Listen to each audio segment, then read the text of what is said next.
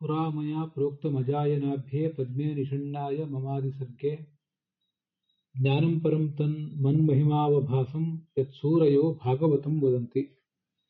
ಭಾಗವತದ 3ನೇ ಸ್ಕಂದದ 4ನೇ ಅಧ್ಯಾಯದ 13ನೇ ಶ್ಲೋಕ ಇದು.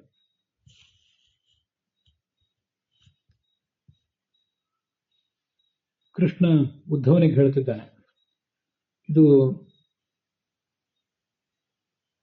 ಹಿಂದೆ ಪಾದ್ಮಕಲ್ಪದ ಆದಿ ಸೃಷ್ಟಿಯಲ್ಲಿ ನನ್ನ ನಾಭಿಕಮಲದಲ್ಲಿ ಕೂತ ಚತುರ್ಮುಖ ಬ್ರಹ್ಮನಿಗೆ ನನ್ನ ಮಹಿಮೆಯನ್ನು ವರ್ಣಿಸುವ ಭಾಗವತವನ್ನು ನಾನು ಉಪದೇಶಿಸಿದ್ದೆ. ಅದನ್ನೇ ಭಾಗವತ ಅಂತ ಜ್ಞಾನಿಗಳು ಕರೀತಾರೆ.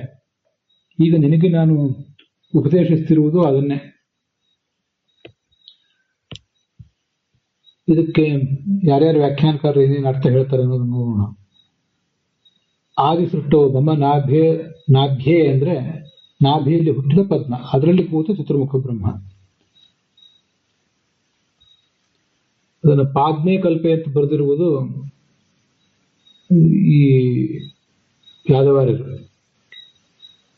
ಈ ಪಾದ್ಮಕಲ್ಪದಲ್ಲಿ ಅದರಲ್ಲಿಯೂ ಆದಿ ಸರ್ಗದಲ್ಲಿ ಅಂತ ಹೀಗೆ ಅರ್ಥ ಬರೆದಿದ್ದಾರೆ.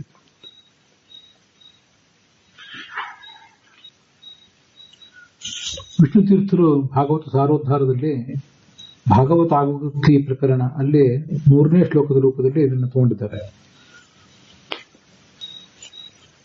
ಭಾಗವತ ಪ್ರವರ್ತಕ ಸ್ಮೃತಿಪೂರ್ವಕಂ ತತ್ ಸೇವಮಾನಾನಾಂ ಮಹತ್ ಫಲಂ ಸೂಚಯನ್ ತಥಾಗತಿ ಕ್ರಮಮಾಹ 14 ಶ್ಲೋಕೇನ. ಭಾಗವತದ ಪ್ರವರ್ತಕರಾದ ಮಹನೀಯರೇನಿದ್ದಾರೆ ಅವರನ್ನು ಸ್ಮರಿಸಿ ಭಾಗವತವನ್ನು ಓದಿದರೆ ಮಹಾಫಲ. ಅದನ್ನ ಇಲ್ಲಿ ಹೇಳ್ತಾರೆ. ಪುರಾ ಪಾದ್ಮೇ ಕಲ್ಪೆ ತತ್ರಾಪಿ ಆದಿಸರ್ಗೆ, ಹೀಗೆ ವಿಷ್ಣು ತೀರ್ಥರು ಅದಕ್ಕೆ ಅರ್ಥ ಹೇಳ್ತಾರೆ. ಆ ನಾರಾಯಣ ಮತ್ತು ಚತುರ್ಮುಖ ಬ್ರಹ್ಮ ಅವರ ಸಂವಾದ ರೂಪವಾದದ್ದು 3 ಭಾಗವತ ಶ್ಲೋಕಗಳು. ಒಟ್ಟು 4 ಶ್ಲೋಕಗಳಿವೆ. ಅಹಮೇವಾ ಸಮಗ್ರೇ ಚ ನಾಣ್ಯ ಸದಸತ್ ಪರಂ ಪಶ್ಚಾದಹಂ ತ್ವಮೇತಚ್ಚ ಅಂತ ಇವೆಲ್ಲ ಹಿಂದೆ ಬಂದಿವೆ.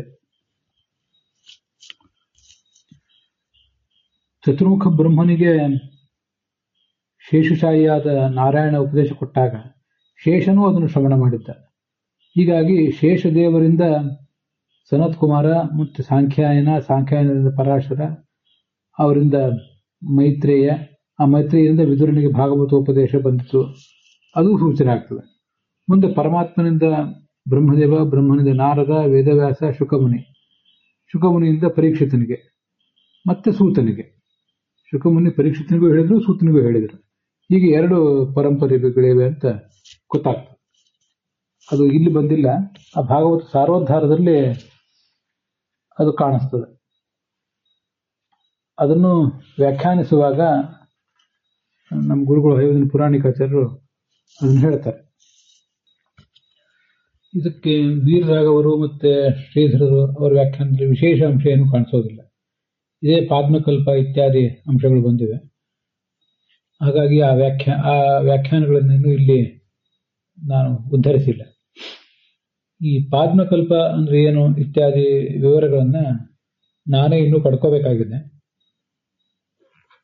ಅದನ್ನು ನಾನು ಮುಂದಿನ ಪ್ರವಚನಗಳಲ್ಲಿ ಅದನ್ನು ವಿವರಿಸಿ ಹೇಳ್ತೇನೆ. ಅಲ್ಲಿಗೆ ಇವತ್ತಿನ ಭಾಗ ಸಮಾಪ್ತವಾಗಿದೆ.